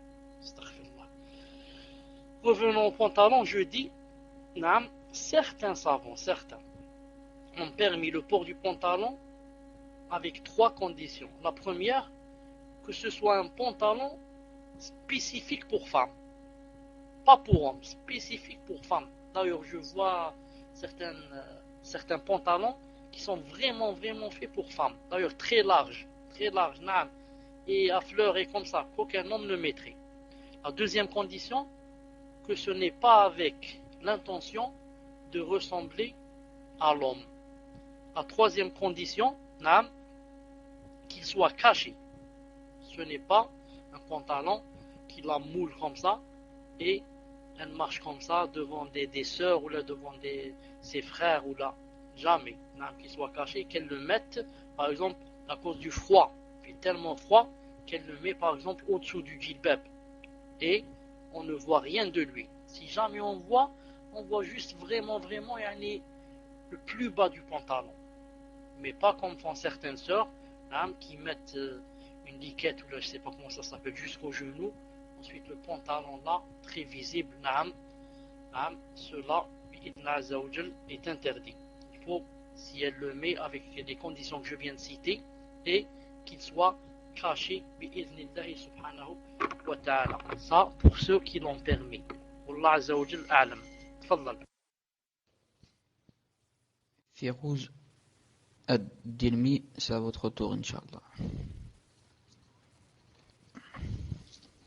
En attendant que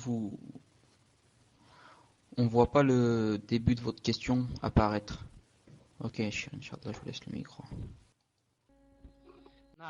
Reste que j'ai oublié de répondre en ce qui concerne le hadith où la femme est tombée. Le messager d'Allah a dit que Allah Azza wa Jal bénisse celle qui porte le pantalon. J'ai oublié de me prononcer sur ce hadith. Je voudrais dire que ce hadith n'est pas authentique. Voilà, ce hadith n'est pas authentique, c'est-à-dire qu'il est au moins faible. Mais ça fait très longtemps que j'ai lu ce qu'on a dit sur ce hadith et j'ai oublié. Il me semble que on a dit qu'il était forgé, c'est-à-dire que c'est un hadith qui a été menti. Mais maintenant je dis, même s'il n'est pas menti, c'est un hadith faible. C'est un hadith faible et très faible. Donc il n'est pas authentique.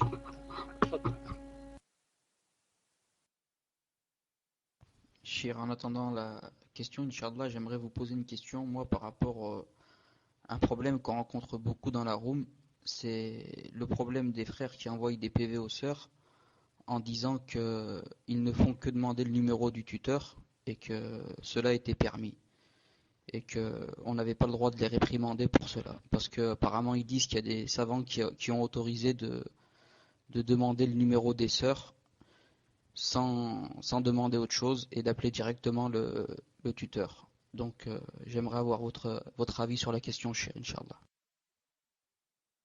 De toute façon, moi jusqu'à présent, je ne connais pas quel est ce savant, je ne sais pas quel est ce savant qui a autorisé ça. Là, on nous dit qui c'est ce savant et où il a dit ça. Là, car si vraiment j'ai envie de me marier avec une sœur ou bien j'ai envie de son tuteur ou bien je ne sais pas quoi, que j'envoie ma mère à cette sœur lui demander le numéro, que j'envoie ma sœur, que j'envoie ma tante. Non, mais ce n'est pas moi qui vais lui demander le numéro. J'envoie ma mère, j'envoie ma sœur, j'envoie ma tante. Je lui dis, va chez telle sœur et demande-lui le numéro. Donc s'il y a un savant qui a permis ça, je voudrais savoir qui c'est ce permis et où ça se trouve cette fatwa. Tfadal, Inch'Allah, le prochain. Ma question, ma tante musulmane pratiquante est décédée, sa famille n'est pas très pratiquante, beaucoup de bid'a. Ma mère souhaite faire un trou et l'enterrer dans la terre, mais a peur des représailles du mari. La question elle n'est pas dans l'ordre, ça fait que ça donne un sens complètement déformé. Et Inch'Allah, en attendant que votre question soit prête et bien dans l'ordre, on va passer à une question suivante, Inch'Allah. Si la personne peut mettre d'une autre couleur la question, le temps que Firouz elle termine sa question, Inch'Allah. Salam alaikum. Ma tante musulmane pratiquante est décédée. Sa famille n'est pas très pratiquante, pratique beaucoup de bid'a. Son mari, qui est très peu pratiquant, a décidé de la mettre dans un cercueil, mais dans un caveau, c'est-à-dire dans une petite maison et non dans la terre. Et ma mère, qui est sa sœur, à ma tante décédée, demande ce qu'elle doit faire. Barakallahu fikoum, Shir, arrivez-vous à lire ma question? Naam, j'ai lu la question. Je dis bi'idna azza wa jal. Naam, que c'est ta mère bi'idna azza wa jal qui a quoi? Qui a raison. C'est ta mère qui a raison. C'est-à-dire que on doit l'enterrer dans la terre et non pas dans un caveau. C'est pour ça que, naam, il lui est possible qu'elle dépose plainte contre son mari. Si c'est permis chez vous, je ne sais pas. Si chez vous c'est permis. Si chez vous c'est permis et que la loi des kuffars ne donne pas la liberté à l'homme de faire ce qu'il veut de son épouse, alors elle peut, non, alors elle peut quoi? Elle peut déposer une plainte contre lui pour que on l'enterre comme on enterre un musulman, même comme on enterre un être humain, mais ne pas la laisser comme ça dans un caveau. Non. Sinon, elle commence d'abord par la famille. Ta mère doit voir avec la famille comment qu'il doit faire pour pousser son mari à ce que quoi? À ce que il la mette, c'est-à-dire sous la terre, et non pas dans un caveau. Si ça ne marche pas, alors elle peut déposer une plainte contre lui. Bi'idhnillahi ta'ala. Mais Saouda, c'est à votre tour, Inch'Allah. Salam alaikum wa rahmatullah wa barakatuh, Shir. Je vous ai déjà envoyé un message comportant une série de questions concernant ma possibilité de faire ou non la hijra, en vous exposant ma situation. Cet été, lorsque j'ai mis le gilbeb, mes parents m'ont dit de partir de la maison si je comptais le garder. Comme ils ne voulaient pas que je reste chez eux, j'ai donc cédé et accepté de ne porter qu'un foulard.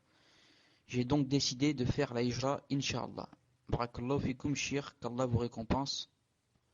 J'ai entremêlé les questions. Je précise que je comptais faire la hijra, mais je souhaitais juste m'accorder un délai afin de me préparer financièrement.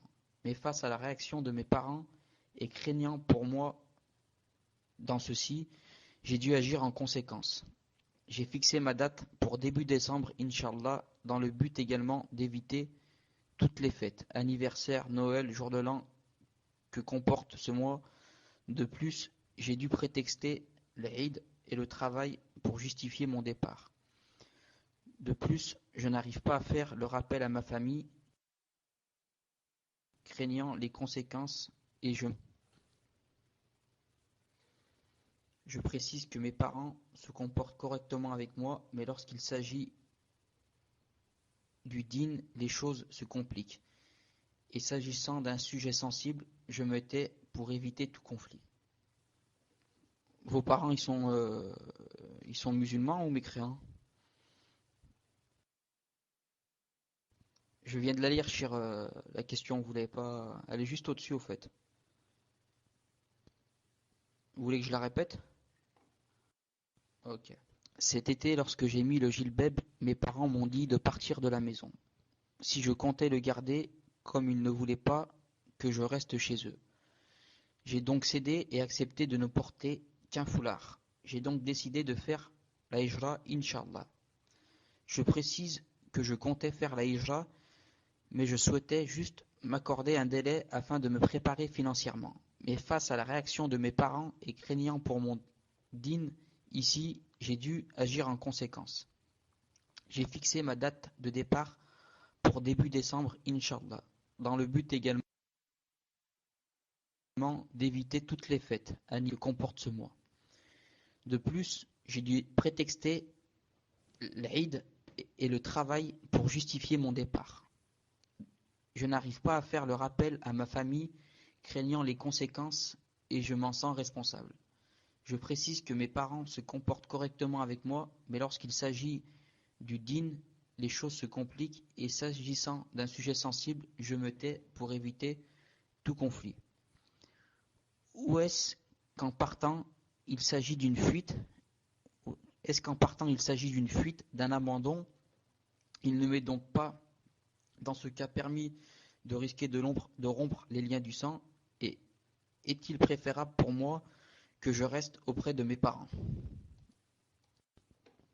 Ma question est la suivante. Puis-je faire la hijra sans le consentement de mes parents et prendre le risque de les mettre en colère, voire même qu'ils me renient? Ou est-ce qu'en partant, il s'agit d'une fuite, d'un abandon, et il ne m'est donc pas dans ce cas permis de risquer de rompre les liens du sang, et est-il préférable pour moi que je reste auprès de mes parents? Wa alaykoum salam wa rahmatullah wa barakatuh. En effet, la hijra, comme vous devez le savoir, ce n'est pas une chose facultative, mais c'est une chose, quoi? C'est une chose obligatoire, surtout, si l'on sait qu'on va sombrer et qu'on va quoi? On va s'éloigner du dîn et qu'on va tomber dans les fitnas et dans les grands péchés. Dans ce cas, si quelqu'un meurt avec des péchés dans un pays de kuffar, il a fait vraiment un grand péché. Comme a dit Allah Azza wa Jal, attendez, comment commence le verset? الذين تتوفاهم الملائكة ظالمي أنفسهم قالوا فيما كنتم قالوا كنا مستضعفين في الأرض قالوا ألم تكن أرض الله واسعة فتهاجروا فيها فأولئك مأواهم جهنم. Allah Azza wa Jal a dit que les anges, quand ils vont venir pour prendre les âmes de certaines personnes qui vivent avec les pays de kuffar, ils vont leur dire pourquoi vous étiez là, pourquoi vous faisiez des péchés, etc. Les autres ont dit que ils ont dit que on s'est trouvé là, on est resté là.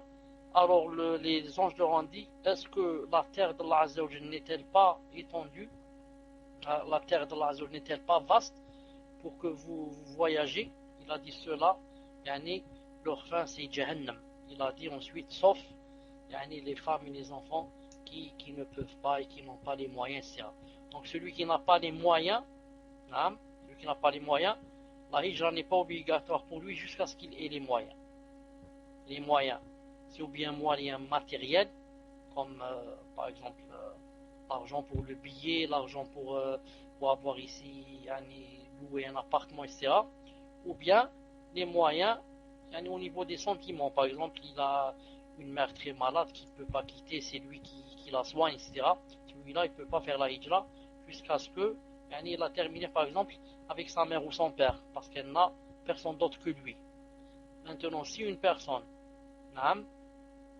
sent qu'elle va sombrer, si les fitna, etc., et son dîn qui revient marcher, etc., si c'est une femme, elle peut faire la hijra, même sans quoi?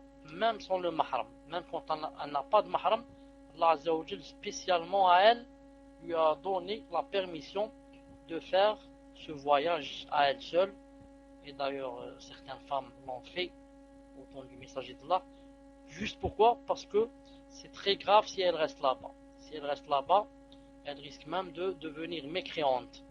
C'est pour ça qu'Allah a permis de faire quoi? De faire à la femme qui n'a pas de tuteur, de faire la hijra juste pour se sauver. Pour se sauver de l'enfer et aller au paradis. Pour ne pas rester là-bas, peut-être succomber aux tentations, aux fitna, et devenir peut-être même mécréant. Donc je dis à cette sœur, elle voit, si elle sent vraiment qu'elle a peur de sombrer,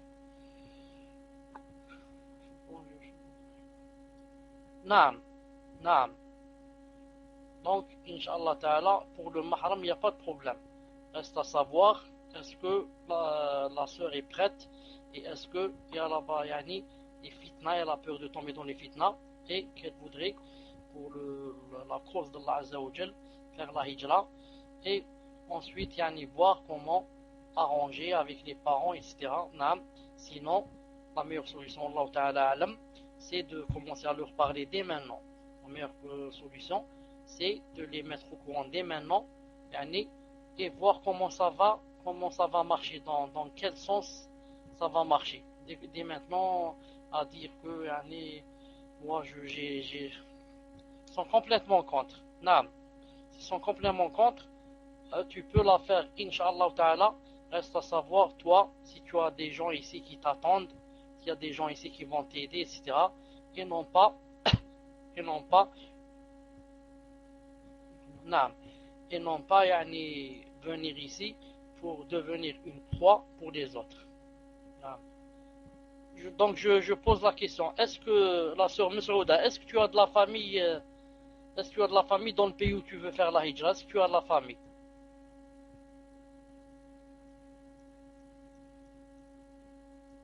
Alhamdulillah. Akhlas, alhamdulillah. Donc, quand ils sauront déjà que tu es chez la famille, déjà, ça va beaucoup les apaiser. Déjà, le fait de savoir que tu es, alhamdulillah, chez la famille, alhamdulillah, donc il n'y a pas de problème. Le fait qu'ils sachent déjà que tu es chez la famille, pas dans la rue, pas dans un hôtel, pas chez des gens qui ne connaissent pas, ça va déjà les apaiser, car en fin de compte, tu n'es que dans la tu n'es que chez la famille. Je suis de votre région, Barbessa. Ah, Barbessa, mashallah. Je connais très bien, je connais même l'imam de Barbessa qui est un ami à moi. Mais il me semble que ces jours-là, on l'a arrêté. Allah subhanahu wa ta'ala alam. Mais l'imam de Barbessa lui-même, c'est un ami à moi, la nouvelle mosquée qu'on vient de construire. Je connais même l'ancienne mosquée, bien sûr. Mais je connais bien ce village, Inch'Allah. Pas dans la mosquée. Pas dans la mosquée. Quand on m'invite dans les maisons.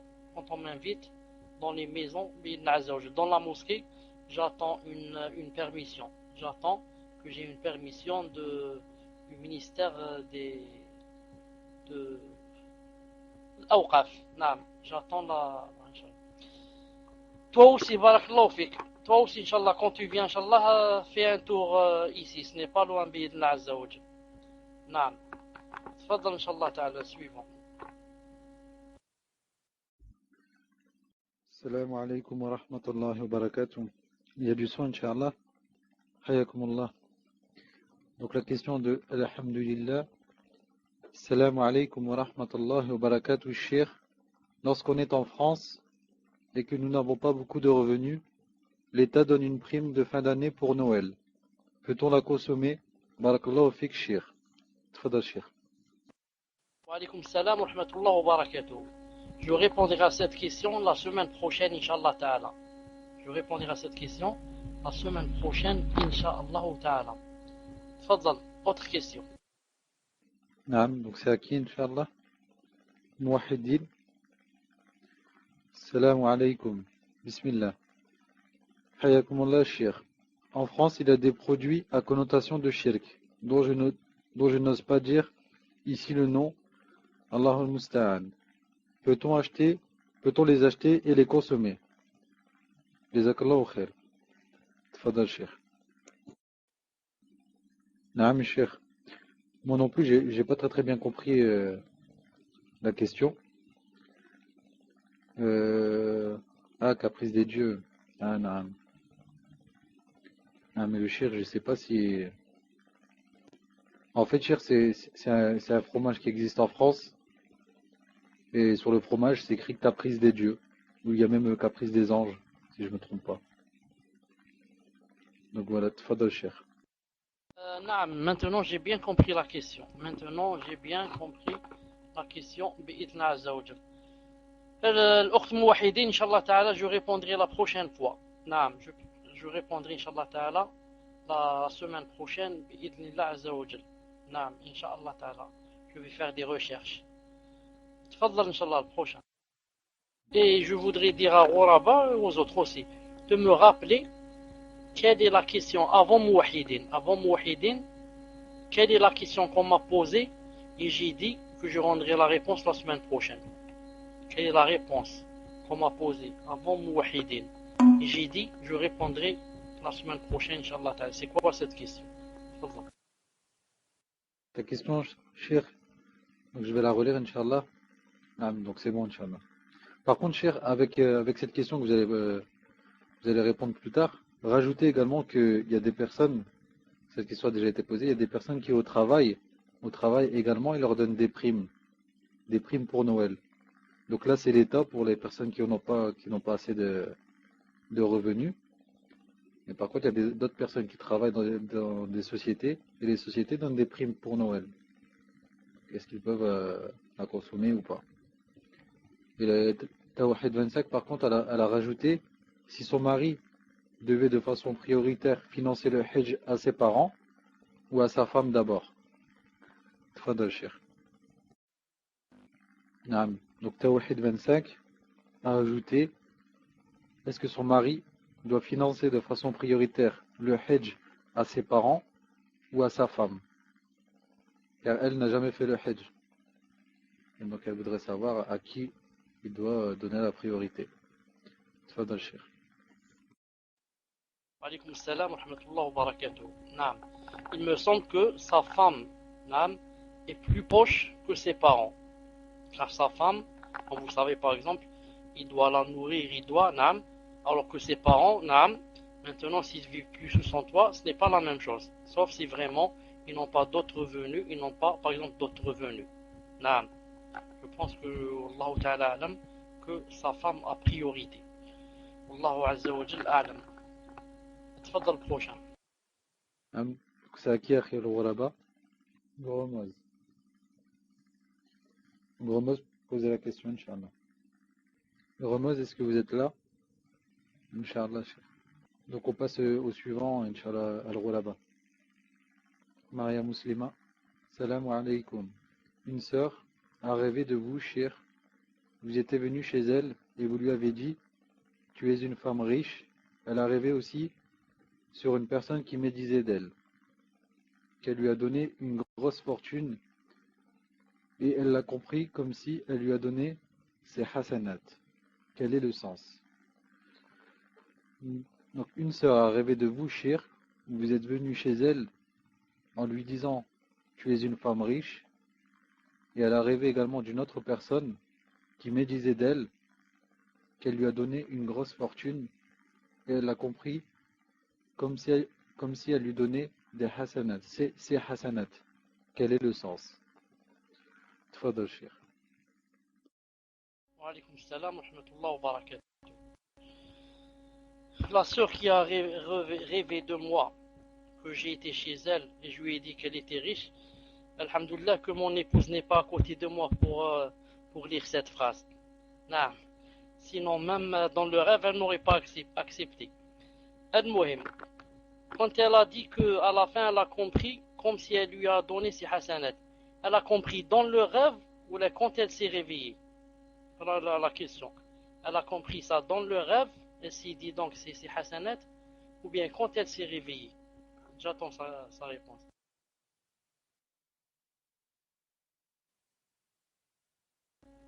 Elle a compris ça quand elle s'est réveillée.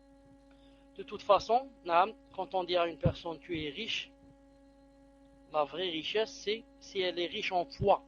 Si elle est riche en foi. Et j'espère qu'Inch'Allah Ta'ala elle est riche en foi. Peut-être que moi, étant imam, etc., peut-être qu'on peut interpréter la richesse ici, la richesse en foi. Ça ne veut pas dire que moi j'ai plus de foi que vous là. Je veux dire seulement que, puisque je suis imam, je parle tout le temps de din, etc., peut-être que la richesse ici, c'est la richesse en foi, qui est plus importante que la richesse en argent. Quant à l'autre, qui a dit, elle a compris. Quel est le sens? Il est possible. C'est possible que ça soit aussi le sens de ce qu'elle a compris de la fin du rêve ou de l'autre rêve. Il est possible aussi que ça soit ce sens bi'idnillah azza wa jal. De toute façon, dans les deux cas, c'est une bonne nouvelle pour la sœur qui a arrivé cela. C'est une bonne nouvelle pour elle, pourvu qu'elle soit du genre qui applique et qui fait son possible pour ravir Allah subhanahu wa jal. Naam, il faut qu'elle sache que, Inch'Allah ta'ala, c'est une bonne nouvelle. Allah azza wa jal, a'lam. Tfadal prochain. La question de Gromoz. Salam alaykoum shir. J'ai de graves soucis d'assiduité dans mes prières. Des fois, j'arrive pas à me lever, même quand je suis chez moi. Sinon, je m'endors et j'ai beaucoup de mal à me lever.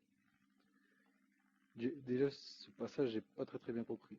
Des fois, j'arrive pas à me lever, même quand je suis chez moi. Sinon, je m'endors et j'ai beaucoup de mal à me lever. Gromoz, j'ai pas compris ce que vous avez voulu dire dans ce passage. J'arrive pas à me lever. Alhamdulillah, si vous avez compris, cher. Est-ce de la fainéantise ou bien c'est un djinn qui m'empêche de me lever pour adorer Allah? J'ai pas de problème à écouter du Coran. Vraiment, des fois, j'ai l'impression que je suis bloqué. Est-ce que je sors de l'islam à chaque fois que mon dohor dépasse sur la asr? Car j'ai peur de sortir de l'islam à chaque fois. Tfadal, cher. أخي رموز وعليكم السلام ورحمة الله وبركاته. نعم. La personne, avant de dormir, doit faire des efforts et faire les causes. Les causes. Si on a un portable, on le règle. Si on a un réveil, on le règle. Si nous, on est en train de dormir et ma femme n'est pas en train de dormir, ou là mes enfants, je leur dis quand vous entendez l'adhan de l'asr, réveillez-moi. Et comme ça, on fait des sabab. Si maintenant, le sabab, par exemple, on n'a pas entendu le réveil, ou là, on n'a pas entendu le portable, ou là, la personne ne m'a pas réveillé, ou là, elle m'a réveillé, je ne l'ai pas entendu tellement j'étais fatigué. Tout cela, ça rentre dans le pardon et ça rentre dans l'excuse, mais ce qui n'est pas bien chez Allah subhanahu wa ta'ala, c'est quand la personne ne veut pas. Elle se dit, moi je m'en fous, je vais dormir, je ne vais pas aller à la salat. Et on la réveille, elle dit non, laissez-moi dormir, je ne veux pas aller à la salat. Ça, c'est là que la personne fait un grand péché, d'ailleurs, autant du messager d'Allah, sallallahu alayhi wa sallam, une femme est allée se plaindre auprès du messager d'Allah, sallallahu alayhi wa sallam, en accusant son mari de trois choses. Que lorsqu'elle jeûnait, il la faisait manger, lorsqu'elle faisait la prière, il la frappait, et qu'il dormait jusqu'à ce que le soleil se levait et ne faisait jamais la salat du Fajr en son temps. Et le messager d'Allah, sallallahu alayhi wa sallam, quand il a demandé à cette personne pourquoi, on parle de ce qui est témoin avec le dars, c'est la salat. Pourquoi tu fais pas la salat jusqu'à ce que le soleil se lève? Il a dit, ya Rasulallah, je suis issu d'une famille, on est connu pour cela, on a la tête lourde, on ne peut pas se réveiller. Alors le messager d'Allah ne lui a dit ni tu es sorti de l'islam, ni tu es un kafir, ni tu vas aller en enfer. Il lui a dit, quand tu te réveilles, fais la salat. Mais dès que tu te réveilles, fais la salat. Maintenant, tu n'as pas pu te réveiller, tu as dit tu as la tête lourde, tu as dit tu es d'une famille comme ça, d'accord. Mais quand tu te réveilles, khlas, tu n'as plus la tête lourde, tu t'es réveillé, tu sais ce qui se passe autour de toi, tu vas faire la salat. Tu ne vas pas boire le café, ni boire le jus, ni manger les croissants. Tu vas directement à la salat. Toi aussi mon frère, Naam, si tu ne peux pas te réveiller, c'est plus fort que toi, etc. Dès que tu te réveilles, tu commences par la salat. En même temps, si tu trouves comment faire ruqya, fais pour voir si ce n'est pas un djinn ou là de la sorcellerie ou là quelque chose qui te bloque. Wallah Azza wa Jal a'lam. Naam. Tfadal. Abu Talha 93, c'est à vous, Inch'Allah. Est-ce que vous êtes là? Donc, posez la question, Inch'Allah. Est-ce que la question est prête? Abu Talha 93, est-ce que votre question est prête? Vous l'avez envoyée à là-bas en PV? Si vous l'avez envoyée sur la room, elle ne s'est pas affichée, elle est certainement trop longue. Donc faites un copier-coller, et vous l'envoyez en PV. J'ouvre le PV, Inch'Allah. Donc là, mon PV, il est ouvert. envoyez-moi la question en PV, Inch'Allah. Abu Talhaz, est-ce que c'est bon, Inch'Allah? Salam alaykoum.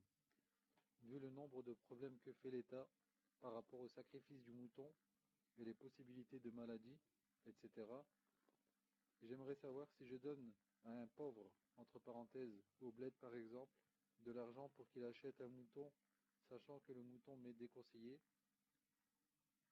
entre parenthèses trop gros, et qu'à chaque Aïd, le mouton, entre parenthèses, à part quelque part, tout le reste va au frigo. Je sais qu'au bled, certains ne mangent de la viande que pendant le Aïd, Allahu musta'an, et que même certains ne trouvent même pas de quoi acheter un mouton, donc restent sans viande toute l'année. Bref, la question est-il permis que je ne tue pas de mouton et que je l'offre à un pauvre au bled ou ailleurs? Il y a une autre question en même temps, connaissez-vous des savants ou étudiants en sciences au Maroc? Tfadal Cheikh. Alaykoum salam wa rahmatullah wa barakatuh. Naam, je ne connais pas d'étudiants au Maroc. Naam, je n'ai pas d'amis là-bas. J'ai été une ou deux fois, mais je ne connais pas de monde là-bas. Taïb. En ce qui concerne le mouton, d'abord, laissez-moi vous dire que, Inch'Allah, je ne suis pas très sûr. Je crois que le samedi commence le premier Muharram. Je ne sais pas quand est-ce. Mais sachez que les 10 jours du Muharram, les 10 jours, les 9 jours avant l'Aïd, jusqu'au 10e jour de l'Aïd, il est très bien de faire le jeûne pour celui qui peut. Et de dire Allah Akbar comme ça dans la journée et la nuit. Et pour celui qui a l'intention c'est-à-dire celui qui a acheté un mouton, qui a l'intention de sacrifier, de ne pas toucher à ses ongles et sa peau, toute sa peau, c'est-à-dire les cheveux, les poils, etc. De toute façon, Inch'Allah Ta'ala, samedi, dans la Aqidah, rappelez-moi, que je fasse un petit rappel sur les 10 jours d'un Muharram et sur le mouton, etc. Non. Maintenant, pour revenir à la question du frère, je dis à lui et aux autres que Allah Azzawajal, ce qu'il veut de nous, ce n'est pas offrir un mouton à quelqu'un à la place de sacrifier le mouton. Allah Azzawajal veut que tu sacrifies un mouton. Le sacrifice lui-même est une adoration. C'est pour ça qu'il est dans la sunna que ce soit celui qui veut sacrifier, que ce soit lui-même qui égorge. Sinon, du moins, il est présent devant l'autre qui est en train d'égorger. Il est debout devant lui et il le voit comment égorger. S'il ne peut pas égorger, ou bien il n'a jamais égorgé, ou bien il a peur d'égorger, comme ça. Non. Je disais, donc, je dis à mon frère, si c'est possible, non, achète un mouton, va dans un endroit où on peut l'égorger, assiste à son égorgement, si tu n'égorges pas, assiste à son égorgement dans un abattoir ou là, dans un jardin d'un frère ou je ne sais pas où. Ensuite, fais du mouton ce que tu veux, dans le Fisabillah. Là, envoie-le dans un avion, envoie-le au Congo ou là où tu veux. L'essentiel, c'est quoi? C'est de le sacrifier et de l'égorger, d'être présent dans l'égorgement. Ensuite, fais de lui ce que tu veux. Si tu ne veux pas prendre le tiers, alors donne même le tiers. Hein? Prends seulement, si tu veux, quelques côtelettes et donne le tout fissabillah. Mais ce n'est pas de la sunna d'envoyer comme ça son mouton et de ne pas l'égorger, de l'envoyer je ne sais pas où, en Palestine ou je ne sais pas quoi. Non. Si il y a des gens qui sont nécessiteux, ils ne mangent pas la viande